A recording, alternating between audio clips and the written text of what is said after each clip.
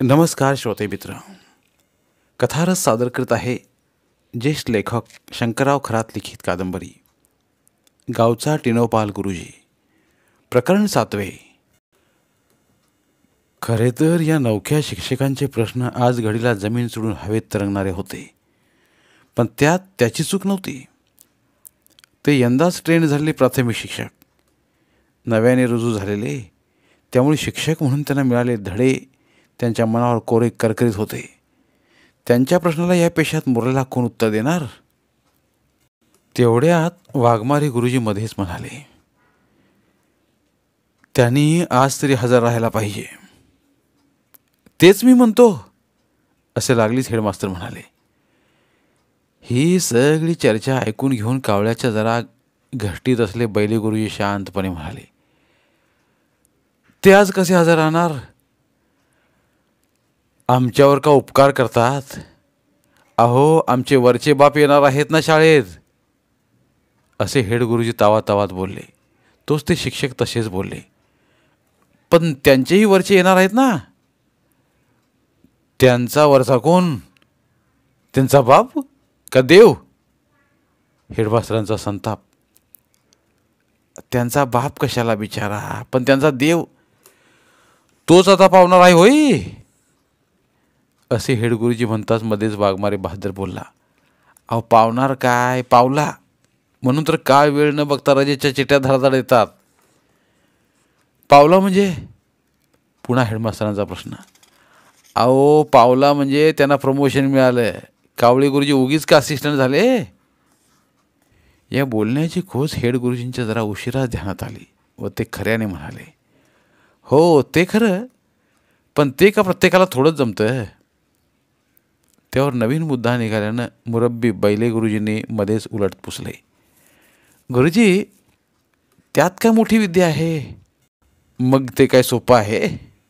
हेडमास्तरांच्या या प्रश्नाला उत्तर देत बैले म्हणाले, काय गुरुजी, तुम्ही हेडमास्तर असून अजून भोळच. त्यात हो काय अवघड? ते गणित अगदी सरळ. सरळ म्हणजे अगदी सरळ व्याजाचं म्हणा ना. म्हणजे? हेडगुरुजींची शंका. अहो, मुद्दल गुंतवायचं आणि त्याचं व्याज घ्यायचं.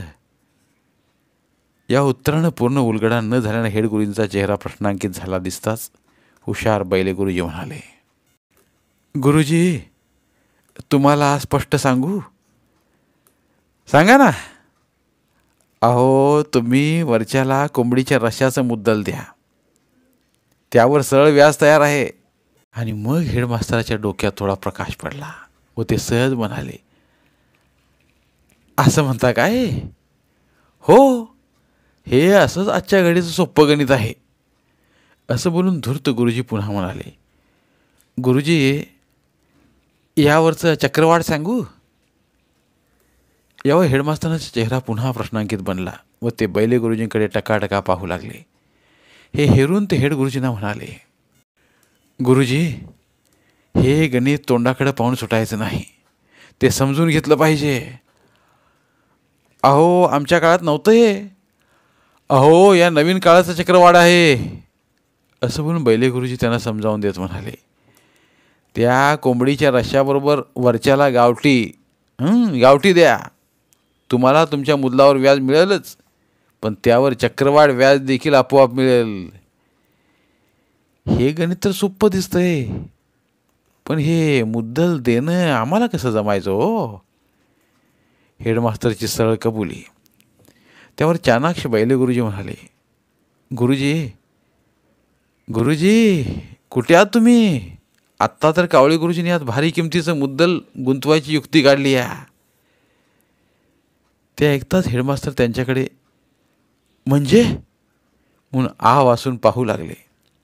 तोच त्यांना बैले म्हणाले, गुरुजी, सोडून द्या हा मुद्दा. आपल्या समोरचा आता बघा. कावळे गुरुजींचे प्रताप ऐकून हेड गुरुजी सरदत झाले. मग त्यांना रजेच्या चिठ्ठीमागचे खरे इंगित कळाले व ते सहज बोलले, त्यांनी रजेची चिठ्ठी पाठवली हे विशेषच मग. असं बोलून ते पुन्हा बैले गुरुजींना म्हणाले, पण त्यांनी रजेचं कारण दिलं नाही. त्यात काय, कारण उघड आहे. आपल्या शाळेला भेट द्यायला जसे वरचे वरिष्ठ येणार आहेत, तसेच या भागाला भेट देण्यासाठी कावळ्यांचे वरचे वरचे वरिष्ठ येणार आहेत. पण त्यासाठी रजा? रजा म्हणजे अहो पाहिजेच. त्यांना त्यांच्या वरिष्ठांच्या स्वागताची तयार करावी लागेल. त्यांचे वरिष्ठ काय चहा चिवड्यातले आहेत वय? त्यांचा खानादाना निराळा असतो, चक्रवाढ व्याजासारखा वाढतो. असं काय? अहो असाच आजचा काळ. हो, असाच काळ आलाय. तुम्ही अजून शाळा मास्तरच आहात. तेव्हा हेळ गुरुजीतला शिक्षक पुन्हा जागा झाला व ते लागलीच म्हणाले, मग त्याचं असं आहे तर त्याने राजीनामा द्यावा, खुशाल पुढाऱ्यांबरोबर हिंडावं, दौरे काढावेत, पण शिक्षकाच्या पवित्र पेशाला असे काळीमा लावू नये. त्यावर व्यवहारी वाघमारी गुरुजी म्हणाले, गुरुजी ते दिवस आता विसरा. आता मला दिवस कसा घालवायचा याचा विचार करा. असा व्यवहारी सल्ला देऊन वाघमारे गुरुजी हेडमास्तरांना सूचना वजा बोलले. गुरुजी, कावळे गुरुजींबद्दल आता बोलू नका, नाहीतर त्यांचे CID ही सगळी बोलचाल त्यांच्या कानावर घालतील आणि तुमची आमची बदल्या लांब कुठे आडवळणी खेड्यापाड्यात करतील. ही धोक्याची सूचना हेडमास्तरांच्या ध्यानात चटकन आली. त्यांनी कावळ्याचा विषय एकदम बंद केला. आता त्यांच्या वर्गाची काहीतरी सोय केली पाहिजे ना, म्हणून ते म्हणाले, अहो पण कावळ्यांचा वर्ग कोण घेणार? घेतील PT मास्तर, त्यात काय. आपण हे साहेबांच्या पुढे उघड झालं तर काय होत नाही, आणि झालं तर पुढचं पुढं बघू. वाघमारे गुरुजींच्या या उत्तराने ते जरा घोटाळ्यातच पडले.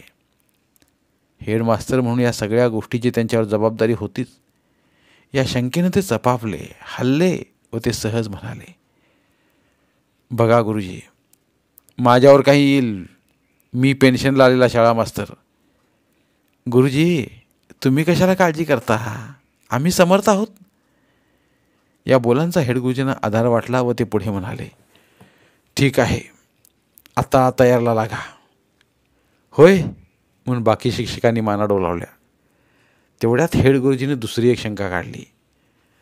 का हो, तयारी म्हणजे आणखीन काय दुसरा कार्यक्रम केला पाहिजे?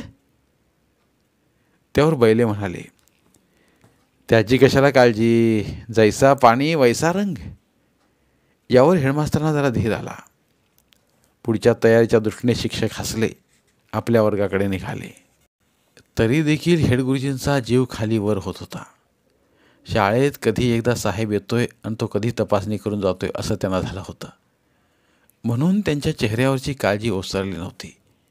ते त्याचीच सारखी विवंचना करीत होते.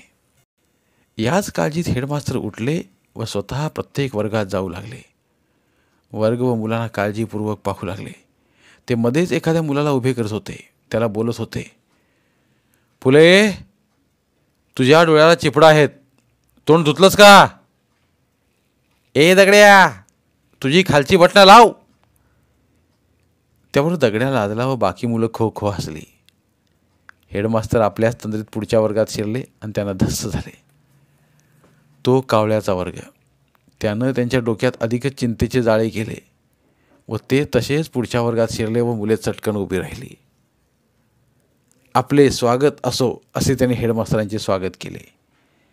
त्यावर ते चटकन म्हणाले, माझं नाही, साहेबांचं बरं का. त्यावर मथुरा घोरबाई पण हसल्या. त्यांचा पण आज थाटच होता. हेडगुरूंचे सगळे वर्ग पाहून झाले. ते शाळेच्या पुढच्या पटांगणात फिरले, आजूबाजूला नजर टाकली. सगळे आवार आरशासारखे स्वच्छ होते. दुपारचे 2 वाजले.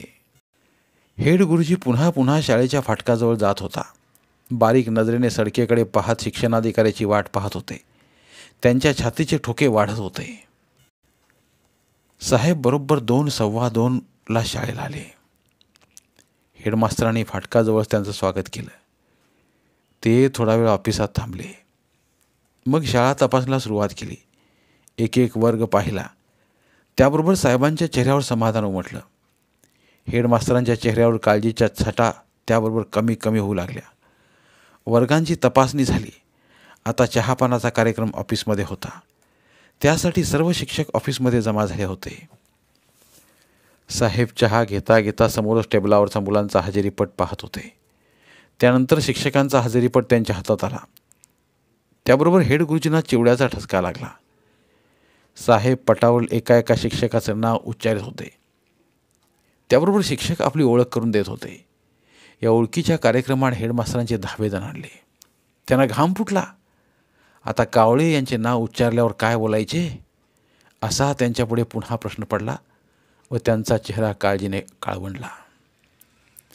तेवढ्यात कावळे गुरुजींचे नाव साहेबांनी उच्चारले तेव्हा सगळेच शिक्षक गप्प झाले. काहीजण हेडमास्तरांच्या चेहऱ्याकडे पाहू लागले. हेडमास्तर चिंतातूर होऊन समोरच्या बैले गुरुजींकडे पाहू लागले. सगळेच का गप्प म्हणून साहेबांनीच विचारलं, कावळे शिक्षक गैरहजर आहेत? आता काय दुसरा मार्ग नव्हता म्हणून गुरुजी म्हणाले, होय का? साहेबांच्या या प्रश्नाला आता काय उत्तर द्यावे म्हणून हेड गुरुजी इतर गुरुजींच्या तोंडाकडे पाहू लागले. आता मूळ मुद्द्यावरच प्रश्न निघाला. हेडमास्तरांना इकडे आडवं इकडे विहीर असं झालं. आता खरं बोललं खोटं बोललं तरी आज ना उद्या हे गुपित उघड व्हायचंच. मग कशाला चोरून ठेवता म्हणून हेडमास्तरांनी धडा करून तोंड उघडलं. साहेब, आम्ही कसं ते सांगावं? आम्ही निष्ठेनं नोकरी करून पोट भरतो. त्याला काय हरकत? निदान मला तरी कळालं पाहिजे. असं विश्वासात घेत साहेब बोलल्यावर गुरुजी म्हणाले, हे बघा साहेब, त्याची रजेची चिठ्ठी. साहेबांनी चिठ्ठी वाचून पाहिली. त्यात रजेची मागणी होती पण कारण काहीच दिलेलं नव्हतं. म्हणून लागणीच त्यांनी विचारलं, पण त्यात कारण काहीच नाही. त्यावर अडचणीत सापडून हेडमास्तर गरिबासारखे तोंड करून वाघमारे गुरुजींकडे पाहू लागले. आपले हेड गुरुजी पेचात पडलेले पाहून ते चटकन मध्येच बोलले, साहेब, कावळे गुरुजी त्यांच्या वरिष्ठांबरोबर दौऱ्यावर गेलेत. त्यांचे वरिष्ठ म्हणजे? साहेबांचा प्रश्न. म्हणजे त्यांचे वरचे जिल्ह्याचे. अहो तुम्ही स्पष्ट बोला. साहेब, त्यांचे वरचे वरिष्ठ म्हणजे पुढारी. असं काय? होय म्हणत हेडमास्तरांच्या सगळ्या शिक्षकांनी माना डोलवल्या. त्याबरोबर साहेब सरळपणे म्हणाले, मग तुम्ही एवढे घोटाळ्यात का पडलात? सरळ आहे ते सांगायचं. कावळे गुरुजींची सगळी माहिती मला कळाली होती म्हणून तर तुमच्या शाळेला भेट दिली. साहेब बोलत असताना हेड गुरुजी आत जोडून उभ्या उभ्याच बोलले, साहेब, हे प्रकरण तुमच्या पुढं आहे. तुम्हीच आता काय तो निर्णय घ्या. यात मी काय निर्णय घेणार? ते प्रकरण भारी आहे. आता साहेब, तुम्हीच असं म्हटल्यावर आम्ही कसं वागावं? आम्हाला तर त्यांच्यावर नांदायचं आहे. गुरुजी, तुमचं मला पटतं पण मी काय सांगणार? फार तर मी एवढं सांगेन. असं साहेब बोलताच हेडमास्तरांना आशा वाटली. ते म्हणाले, काय? त्यावर साहेब आपले वाक्य पुरे करीत म्हणाले, ते जेव्हा वरिष्ठांबरोबर हिंडतात तेव्हा त्यांची हजेरी लाव म्हणता साहेब, पण मी 1-2 वर्षात पेन्शनच जाणार आहे.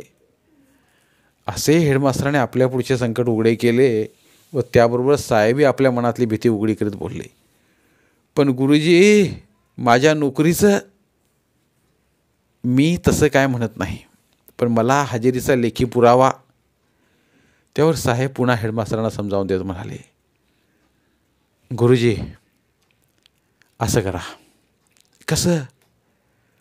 कावळ्याला स्पष्ट बोला. काय? तू तुझ्या वरिष्ठांबरोबर दौऱ्यावर असताना वरिष्ठांची तशी चिठ्ठी आण. कसली चिठ्ठी? हा ड्युटीवर आहे म्हणून. हे सगळे ऐकून आपण कुठेतरी खोल दरीत चाललो की काय या भीतीने हेड गुरुजी थरारले व हात जोडून साहेबाला म्हणाले, साहेब, मला 4 मुलं आहेत. मी आता पेन्शनला आलो आहे. कावळ्याचं भूत या गरिबापुढं कशाला? अहो गुरुजी, तुमचं ते आमचं एकच. अशी आपल्या मनातली व्यथा व्यक्त करीत साहेब त्यांना पुन्हा म्हणाले, द्या सोडून त्याचा नाद. आता साहेबच असे बोलल्यावर हेडमास्तर कुठच्या झाडाचा पत्ता? त्यांचे काय चालणार म्हणून ते गप्प झाले. बाकी शिक्षकही गप्प गप्प झाले. शेवटी साहेबच सहज बोलले, हा प्राणी पाहाव्यास मिळाला असता तर बरं झालं असतं. त्यावर लागलीच हेडमास्तर म्हणाले, साहेब कावळ्या आल्या आल्या वर तुमच्या भेटला पाठवू? छे छे, माझ्या भेटला कशाला? मी आपलं सहज म्हटलं असा हा प्राणी आहे तरी कसा, एकदा पाहावा. ते असं म्हणताच मथुरा घारे पण त्यांच्याकडे आश्चर्याने पाहू लागली. चहा पाणी झालं. साहेब शाळेतून परत जायला निघाले. ते गुरुजींसह फाटकाजवळ आले. तोच त्यांना 8-10 लोकांचा घोळका शाळेकडे येताना दिसला. त्यांच्या पुढच्या तोंडालाच एक नेहरू शर्ट, सफेद टोपीमधला पुढाऱ्यासारखा माणूस दिसला. त्याबरोबर साहेब चपापले. त्यांना वाटले कावळी गुरुजीच्या पुढाऱ्याबरोबर दौऱ्यावर आहेत तेच पुढारी कदाचित आमच्या या शाळेला भेट द्यायला आले असतील. म्हणून साहेब मनात जरा दचकलेच आणि एकदम मागे फिरून हेडमास्टरला हुकूम देत म्हटले, गुरुजी तुम्ही सगळे शिक्षक मागे फिरा, आपापल्या वर्गात हजर राहा. तुमच्या शाळेला वरच्या पुढाऱ्याची व्हिजिट आलेली दिसते. एकताच मथुराबाईंच्या चेहऱ्यावर टवटवी आली. साहेबाच्या या सूचनेप्रमाणे हेडमास्तर घाबऱ्या घाबऱ्या पाय उचलीत शाळेत गेले. सगळ्या शिक्षकांना वर्गात हजर राहून वर्ग चालू ठेवण्याची त्यांनी आज्ञा केली. स्वतः हेडमास्तर कावळ्यांचा वर्ग घेऊ लागले. शाळेत पुढाऱ्याच्या व्हिजिटचे वातावरण निर्माण झाले. तोवर तो माणसांचा घोळका फाटकाजवळ आला. पुढच्या तोंडालाच पुढारी होते. ते उंचेले, सावळ्या वाणाचे होते. त्यांचे सफेद कपडे कडक टिनॉपॉलमध्ये होते. टोपीला चांगला कोन होता. ते आपल्या हातातील कातडी हँडबॅग हलवीत हसत मुखाने मोठ्या तोऱ्यात फाटकाजवळ आले आणि स्वतः शिक्षणाधिकारी साहेब त्यांच्या स्वागताला सामोरे गेले व कडक कपड्यातील पुढाऱ्यासारख्या दिसणाऱ्या गृहस्थाला हात जोडून नमस्कार केला व विनंती करीत म्हणाले, आपण शाळा पाहावी. मी आजच या शाळेच्या तपासणीला आलो आहे. मी शिक्षणाधिकारी. आज चांगला योगायोग आहे. आता मात्र मी शिक्षणाधिकारी आहे असे ऐकताच कडक टिनोपॉल कपड्यातील पुढाऱ्यासारखे ग्रस्त एकदम चपापले. मनात सरकलेच. त्यांचा चेहरा खर्रकन उतरला आणि तो जरा खालच्या आवाजात खाली मुंडी घालून बोलला, साहेब मी या शाळेतला शिक्षकच. माझं नाव कावळे गुरुजी. असं तुम्हीच टिनोपॉल कांबळे गुरुजी काय? होय साहेब. चांगला योगायोग आहे. आपली भेट झाली. तेवढ्याच साहेबाला हात जोडून कावळे गुरुजी म्हणतो, साहेब आपण आलाच आहात तर आमच्या सकस आहार योजनेला तरी भेट द्या. तुमच्या या योजनेचा मोठाच लौकिक आमच्या कानावर आला आहे. खरं आहे. आमची तशी योजनाच चांगली आहे म्हणून तिचा गाजावाजा जोरात झाला. मला ती पाहिलेच पाहिजे एकदा. असं आहे तर साहेब आत्ता चला की भेट द्यायला. नाही नाही, आत्ता मला वेळच नाही. मला आता गेलंच पाहिजे. ठीक, मग पण पुन्हा कधी येणार? असाच येईन कधीतरी. बरं होईल. आपलेच तेवढे तिथं पाय लागायचे राहिल्यात. पण तुम्ही साहेब नक्की भेट दिली पाहिजे. हेडमास्तर, हो हो नक्कीच भेट देईन. एवढी बोलाचाल झाली. साहेबाला शाळेत पुन्हा शेवटचा चहा झाला आणि मग साहेबांना सडकेवरच्या एसटी नाक्याचा रस्ता धरला. शिपाई त्यांच्या पुढे निघाला.